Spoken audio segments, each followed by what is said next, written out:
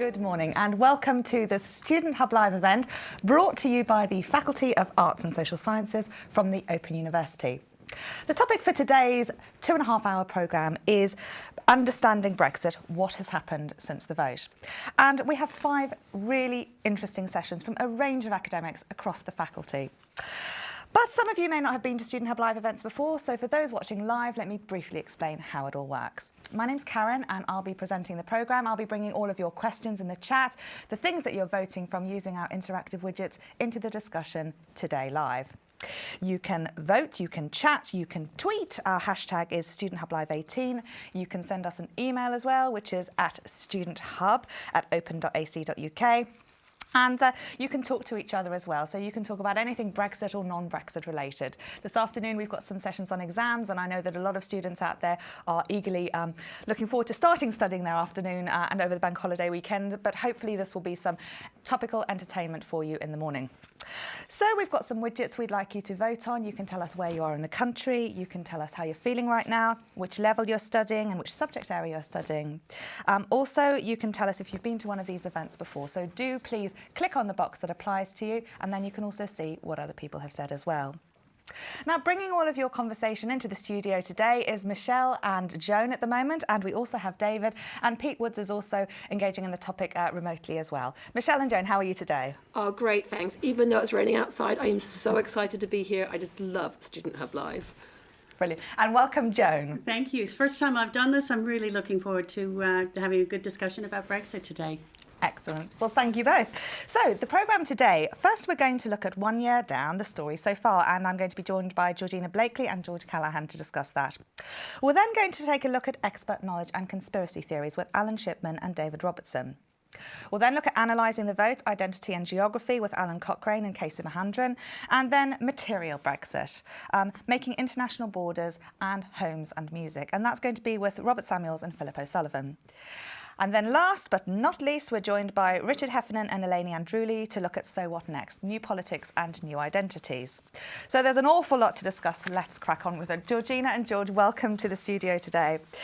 Now, you'll see some different widgets popping up on your screen as well. Has your opinion on Brexit changed since the vote? How well do you think on our continuum scale Brexit is going? Should English regions have a say in the Brexit negotiations? And should there be a second referendum on the UK leaving the EU?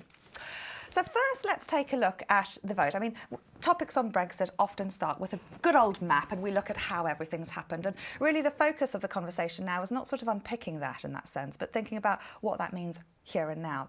George? So if you look at the map of the so-called United Kingdom, and it looks at the vote for those who said they were going to remain in the European Union and those who said they would leave, well, what it shows is a map of, in a sense, a disunited kingdom. Most striking is just to the north of the UK is a country called Scotland. And you can see there that the entire country of Scotland, that is measured by local authority area, voted to remain inside the United Kingdom. And again, if you look to the left-hand side there, that's the north of Ireland. There is a bit beneath that, the Republic of Ireland, which is not shown on this map. And there you can see that there was a predominant Remain vote. So the big picture, and we're going back a couple of years here now, just to help set the context, is that although it is UK in name, actually the different nations that comprise the United Kingdom did not all vote in the same way. And there's some striking differences. And I think the interesting thing that the map also shows actually is that, OK, England looks pretty blue in general, but then if you look at that closely, there are kind of pockets of yellows, which shows actually that a lot of the split within England is between urban areas and rural areas.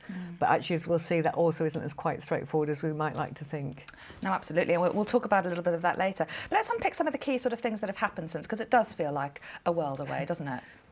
Yeah, there were a number of different events. In one sense, the biggest event is actually not much has happened. Not much has happened in terms of the concrete political negotiations. There's been a tremendous amount of press coverage of it, but actually in terms of moving the negotiations on in a political sense, in a negotiating sense, actually very little has happened in the 2 years. So that's probably, the biggest event is a non-event. Behind that, there's been a tremendous amount of political negotiations. And in a sense, if you think about what students can learn from Open University studies, it's to try and kind of lift the bonnet of the negotiations and try and look at how power is being negotiated and fought over within these Brexit negotiations. There's some things we do know. So we know, for example, that we now have a 21-month transition period. So although the official leaving date is 29th of March 2019, that transition period actually takes us to December 2020. So a little bit of kind of wriggle room in terms of getting used to things. We also know that there's been very broad high-level agreement on sort of the three key areas that then allowed the negotiations to go forward. So how much was the UK going to pay? Basically the divorce settlement, as it's often called in the media. There was also broad agreement on what happens to UK citizens living in the EU and also what happens to EU citizens living in the UK. And of course the real chestnut, what happens in Northern Ireland with the Northern Irish border. But that's at a very high level, and actually, as with these all things, the devil is in the detail, and it really will be with this set of negotiations. And in terms of what's happened in the economy, because I think, again, people expected to be some sort of cliff edge after the Brexit vote. That didn't happen. But one of the features of the way an economy works is that many of the indicators are what is called lagged. So that means that it takes time from a decision taking place to seeing the impact of that decision. And perhaps students and viewers might have noticed just this week the Governor of the Bank of England estimated that each household would has lost £900 worth of income because of the Brexit decisions. Now, part of that is because one of the impacts of Brexit is that firms delay their investment decisions. So what's happened is that many companies are sitting on substantial amounts of money that they could invest, but they're just sitting on that as kind of piles of cash in their bank accounts, as opposed to investing it in their people, in technology, in plant and machinery. So there has been a slight decline in the growth of the UK's economy, most likely because of Brexit. Did you want to say anything about the Scottish Parliament's continuity bill? Yes, so one of the other features inside the UK is that Brexit has brought to the fore the constitutional structure of the UK. Because one of the aspects of Brexit is that going through the UK Parliament is the EU withdrawal bill. Now, presently, Scotland has got control over a number of areas, agriculture and fishery, for example, that are linked to the European Union. The proposal from the UK government is that these powers will come back to Westminster and then they may or may not be devolved to Scotland. What the Scottish Parliament is saying is, actually, that is not good enough. It breaks the principle of the devolution settlement. And any powers that Scotland currently has competence over that are linked to the European Union should in the first instance come back to Scotland. So there's been a continuity bill passed in the Scottish Government that says just that.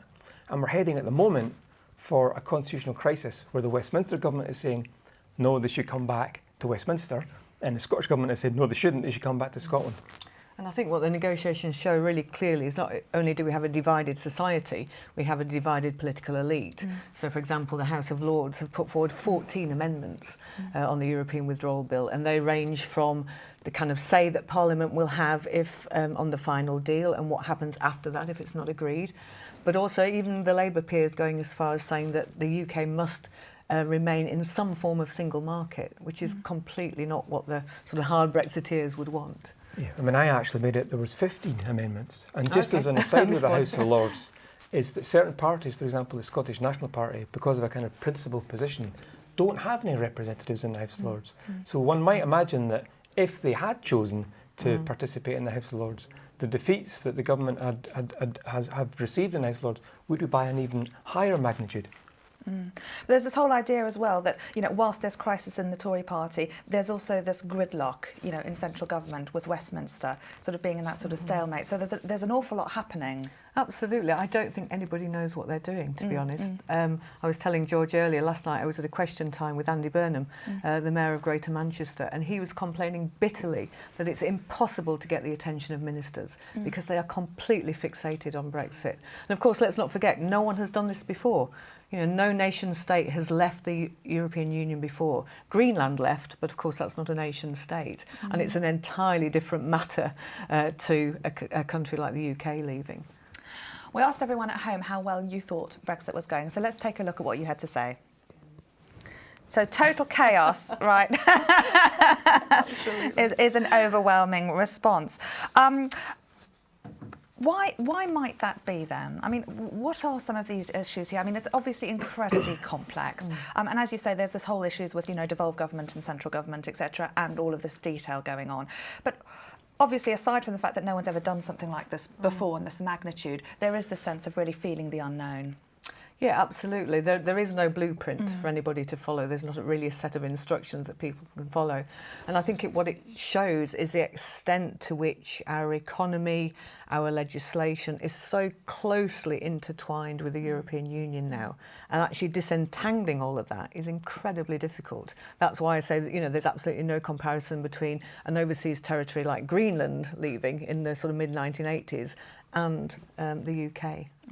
I think it's also interesting, Karen, as an economist, people like to think of themselves, and also as political scientists, that word scientist comes in. So inside the academic domain, one's looking at graphs and charts and theories, and so it's a kind of scientific feel to it. If you look at the Brexit vote, it drew heavily on emotions. So people voted, a bit of a generalisation, but it was an emotional response primarily. And what many people, including some of the senior Tory ministers, is they hadn't actually, if I can use that car analogy, they hadn't lifted the bonnet. You lift the bonnet and beneath that you find there's 12,000 different legal relationships to the European Union. So, it's almost like a kind of body.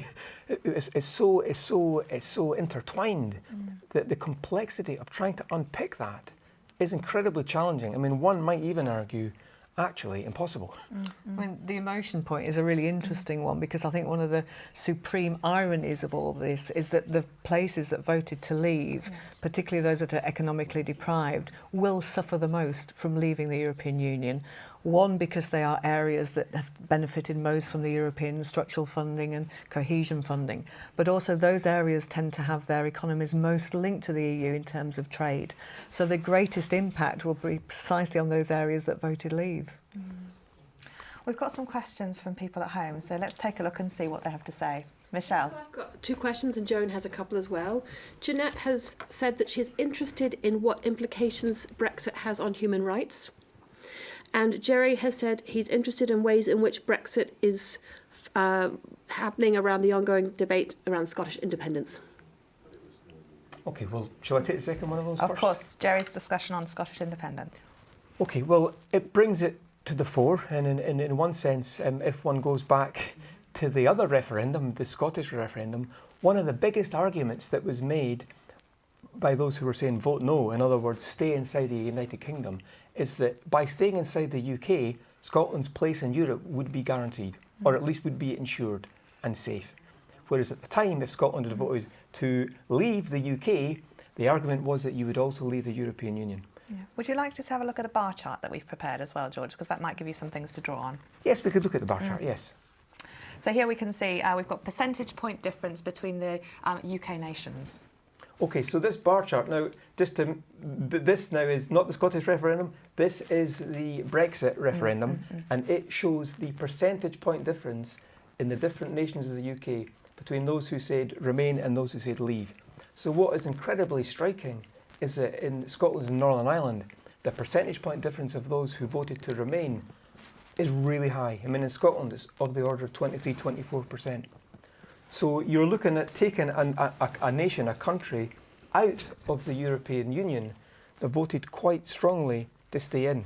So if we go back to the other discussion that was raised by Jerry, what are the implications for Scottish independence? Well, on the one hand, the people of Scotland were told, if you want to stay inside the European Union, you must stay inside the United Kingdom. A couple of years after that, the United Kingdom, in its wisdom, votes to leave the European Union. So I think it brings back into the foreground the Scottish independence question. However, whether it makes it any clearer what the outcome will be, I'm not sure. In a sense, it depends very much on the kind of outcome. If it is what's known as a hard Brexit, which will have negative economic implications, I think that will then push more Scottish citizens to think, well, if we could be independent in Europe, that may well be a better future. And I think in terms of human rights, I think one thing that we can say there is actually a lot of our human rights don't depend precisely on EU legislation. depend, for example, on UN legislation. So there's a kind of a higher sphere of human rights than just those of the European Union. Yeah, no, that was a good, thank you, Georgina, for answering Jeanette's question there. Okay, so we've had a look at some of the sort of factors that are going on, and I wonder if we might, particularly Georgina, because you're very interested in the way that local politics and you know, central politics sort of interact. We'd mentioned the point then about, you know, ministers vying for attention, etc., and also the fact that you were saying, you know, that so many of these countries will be more, so many of these areas of the country or regions will be more deprived. How does that work in terms of the local central interplay, and how can ministers actually try to support people within those areas when so much is changing, particularly in rural areas that rely on farming and grants from the European Union? Well, I think sort of one thing to say, it's quite interesting that we talk about devolution to Scotland and Wales, but actually there's a kind of quiet devolution revolution going on in England at the moment. And you have a number of city regions with elected metro mayors. So I was talking, for example, about Andy Burnham in Greater Manchester, who have been devolved a certain number of powers, a certain sort of funding. So Greater Manchester, for example, had devolved £6 billion for health and social care. So, you know, it's kind of a quiet revolution going on, but in English terms, it really is a constitutional innovation. But of course, the irony is that those kind of devolved areas, on the one hand, it's a great time to have these devolved powers because Westminster is literally looking the other way. So there's lots that can be done. But on the other hand, it's very difficult to get anything done because a lot of those devolved powers require legislation from Westminster, and that is not forthcoming at all. So to give one example there, the adult skills budget was supposed to be devolved this year. It won't be until next year, 2019, when it gets devolved, because there isn't time to get the legislation through. Just isn't time to get that legislation through Parliament. And of course the fear is, within those kind of English regions, Westminster doesn't like to give power away. It's an extremely centralised state, and it may well take that power back, you know, pretty much as you were saying about Scotland. And I think what's fascinating, Karen, for our students is that it demonstrates that inside the social sciences, people are not learning about dry and abstract theories and academic material. This is a set of tools and a kind of knowledge base that will enable people to try and understand the world around them. I mean, given Brexit, you still might end up scratching your head, but you know, you can actually try and analyse how power works, how money flows around the economy.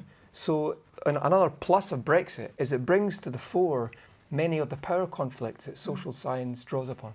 Because, of course, whilst we don't know what's happening in the future, we do have some theories. I mean, there must be some sort of sense that we can gain from an academic understanding of the past or ways of working. And it's an interesting point, George, because, you know, writing modules in such a changing landscape must be incredibly complex. But yet some of those theories hold, and some of those ways of looking at the world, in particular, you know, Georgina, your work on DD 102, where we have this, you know, cycle of an argument where we're looking at the claims and the evidence, the extent to which those support that, and hopefully our students would also be looking at some of these claims in a little bit more of an academic way than just relying on the media interpretation. Absolutely, and as George was saying, I mean, I think, you know, the Brexit referendum is a gift in some way because it gets at the really big questions of political science, the really big questions of economics.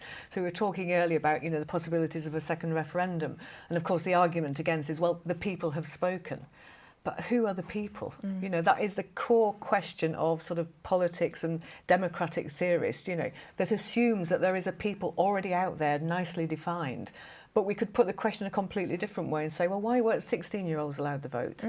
You know, aren't they the people? Should they be kind of defining that people? Or alternatively, if we'd held the referendum 6 months later, a lot of those older people or those older voters would have died off. So the outcome would have been very different depending on how the people is defined. And yet we just assume the people is there, kind of already made. Yeah, and I mean, if I could introduce another idea, which is statistics. You know, I think a lot of citizens are wary of numbers and statistics. And yet, if there was a better understanding of numbers, how they're composed and how they're used, I actually think citizens would be able to interrogate a lot of the evidence around Brexit, the pros and cons. I mean, again, one of the ironies is that people made a relatively emotional response based on minimal data. And what's happened in the 2 years since, actually there's been a deluge of data. I'm not convinced that citizens have got the analytical capacities to interrogate that data. And again, that's where higher education studies, maybe with the OU, helps a lot. Because so you students do have those skills. You mentioned sort of DD 102, and even students right at that kind of start of their studies know that in order to assess a claim, they have to look at the evidence and interrogate that evidence and say, is it reliable? Is it robust? Is the source of that evidence? Where has it come from? So right from the start, our students are trained to do that in a way that perhaps the general public isn't. And in the next session, we're going to take a look at experts and the extent to which experts have influenced things and, you know, how much we've listened to them. But I'd like to talk in this session about the role of the media, because you say it was a very emotive, it was a very media-driven debate around a lot of things that may not have been central to the arguments. And in a sense, your point, Georgia, then about, you know, to what extent people were making informed choices is an interesting one. That's right. I mean, and I suppose as an academic, one has to start by defining the terms of what one means by media. I mean, often it is the print media that kind of initially puts the fuel in the daily news agenda. And the print media in the UK does tend to have, by and large, a right of centre slant. I've said the UK, of course, what you have to immediately recognise is that the different countries in the UK have got their own media. So, for example, in Scotland, there's 2 or 3 national kind of quality dailies that will take a different slant. So the media, the print media, is tremendously powerful in driving the news agenda. And often that print media starts from a particular ideological place. And in Brexit, that particular place was that the European Union is something that the UK should leave. We've got some more questions. Can we go over and see what people at home have been saying? Michelle and Joan. Yes, I've got a question from Richard, who's based in Barcelona and is a new student, and he's brought out some of the viewpoints of what it's actually like living overseas, and perhaps worrying about what the prospects are for his job there, and also asking, will I need to move back to the UK as a result of this? So it would be interesting to get the views on how it's actually impacting those who are concerned about their own futures and living elsewhere. And I'm concerned too, because I'm an Irish citizen, and I think that opens up a whole other discussion. Is, you know, in 9 months' time, do I have to go? Yeah. And those are big questions, aren't they? And they're still going on. Yeah, and I don't have the kind of the real details of that, other than to say that I do know there has been broad agreement to protect the rights of both UK citizens living in the EU and EU citizens living in the UK. But that's also within the context of this kind of much wider debate that we're living at the moment of the Windrush generation and people who have lived here for years and years and years, feeling that they're British citizens and being treated in the most deplorable way because their papers aren't in order. So I can absolutely understand the anxiety of people faced with that. And Richard's question also speaks back to an earlier point, which was when people made the decision, I don't think they'd realised how interlinked Europe already is, and how many British citizens live in Europe, and how many European citizens live in Britain, and how, in a sense, you know, the boundaries, the national boundaries, are so blurred. And it's only after the event that all these, you know, incredibly important practical questions: if I've retired to the south of Spain, can I still draw my pension? Can I still use the local health service? And if I live in Ireland, can I nip over the border to the shops if I'm used to going that way and happen to live there? And the answer to those questions we will only know when the Brexit negotiations conclude, whenever that will be. And it's interesting that one of the main reasons people gave was that they wanted decisions about the UK to be made at the national level. But of course we live in a globalised world now, so the ability to take decisions at that nation state level for any nation state is much reduced compared to what it would have been, say, in the 1940s and 1950s, because we live in such an interconnected, interlinked world.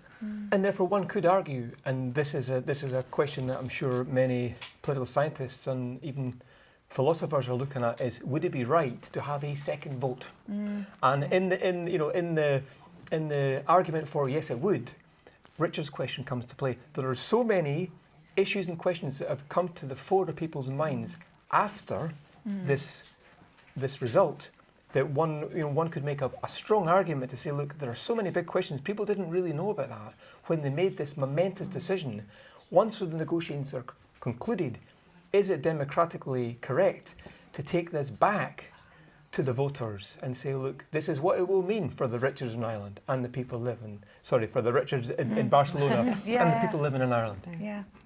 Which brings us back to the level of debate. I think the level of debate was very poor, at least in England. I don't know, Scotland, you say, is a slightly different context. But I really do think that voters were failed by political elites on all sides because the level of debate just was not very good at all. But do you think it was the level of debate or the level of listening or exposure, I guess, or interest that people took? We seem a lot more interested now. Yeah. It's a mixture. We know that the average citizen is not particularly interested in politics, but that's really then the duty of political elites to get their message across and to have a message that is reliable, that, you know, is based on claims that are based on evidence. And I think what students should realise that in a conversation like this between academics, we're still talking at a very generalisable level. But on that, what I would say in terms of the level of political debate in Scotland is that the Scottish referendum had in a sense politicised the citizenry to a general extent. And so people were used to thinking about economic growth, currency, trade figures. So there was already a relatively well-educated populace that were ready to think. So that could be one of the explanatory variables for why that earlier bar chart, which showed the percentage point difference, was so big in Scotland. Because actually, people had had time to think at a slightly more advanced level. I'm not saying they're more advanced thinkers, but the debate was of a slightly different order. And this is the one thing, isn't it, is that, you know, when we were sitting and talking and planning, thinking about this session and thinking, well, what good has come out of all of this? It is that level of engagement. And I think one of the things that has come out is people are more actively involved in politics. It has been made a lot more real in various forms. But again, I think we have to be careful about sort of talking about in general terms, because I do think that we live in a very polarised society. And Jerry Stoker, a political scientist, explained that the Leave vote came from places that don't matter. It was the revenge of places that don't matter. And that sort of feeling that they haven't been represented and that they still feel excluded from politics in this country. I mean, I would say that anything that gets people politically engaged and thinking critically and looking and thinking analytically is good. Yes. And actually, I think it could well be good for open university recruitment. Yeah. Well, on that note, I think we'll end this session. Thank you very much, George and Georgina. That's been a fascinating start to the programme. Our next session is going to focus on experts and conspiracy theories. But first, we have a video about power. So enjoy that and join us back for that next session in 5 minutes.